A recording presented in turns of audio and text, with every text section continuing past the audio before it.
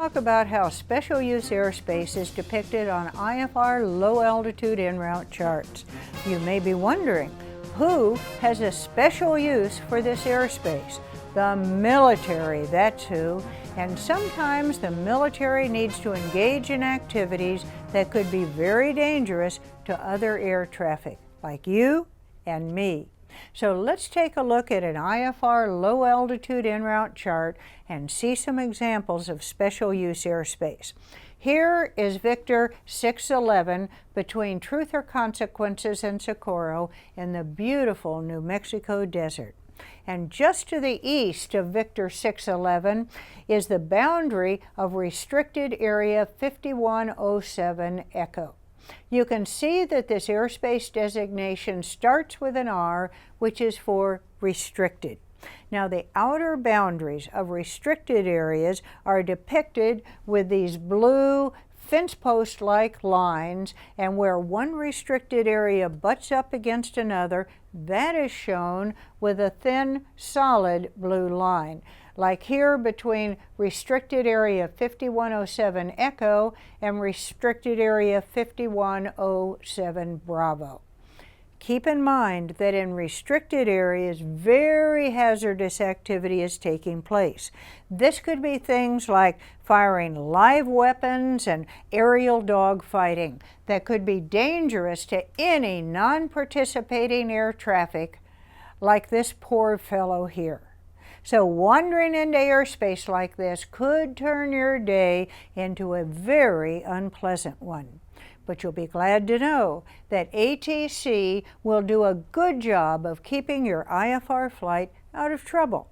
If the controlling agency is not using the airspace, it may be released back to ATC so IFR aircraft can be cleared through the portions that are cold or not in use.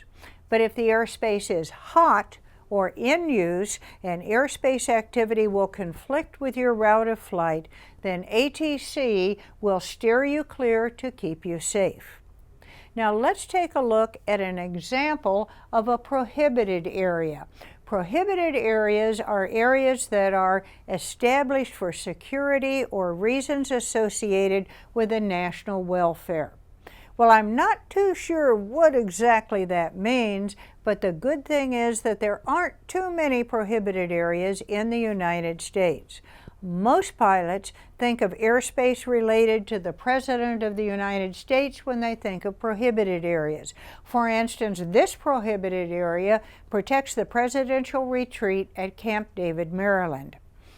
Here you can see another prohibited area, P49, located just to the west of Waco, Texas. So unless you want a ton of quality time with your own personal escort of fighter jets, just stay clear of prohibited areas. Now to the west of Victor 611 are the Cato and Smitty MOAs, or military operations areas, where this brown fence post-like line depicts their boundaries. MOAs are established to separate certain non-hazardous military activities, such as routine training or testing maneuvers, from IFR traffic. MOAs are only relevant to IFR traffic because VFR aircraft can fly in them at any time. Now let's talk about what military training routes are and how they're depicted on IFR charts. Military training routes, or MTRs, are established for high-speed, low-altitude training, generally below 10,000 feet MSL, and at indicated airspeeds well in excess of 250 knots. This is because the 250 knot limit below 10,000 feet does not apply to the military. Since these exist at only lower altitudes, MTRs are depicted on IFR low altitude en route charts, but not on the high altitude charts. MTRs are shown by these light brown lines on the chart, like this one crossing the airway just south of Socorro. Now, MTRs are either visual or instrument routes. Visual routes begin with VR. For example, this MTR is VR 176, and the VR means that it is a visual training route. MTRs labeled IR, like this one, are instrument training routes, like this IR 113. And here this small arrow shows the aircraft's direction of travel when using this MTR. And here they would be going to the south-southeast. Now, MTRs can be depicted either with a thin or heavy line.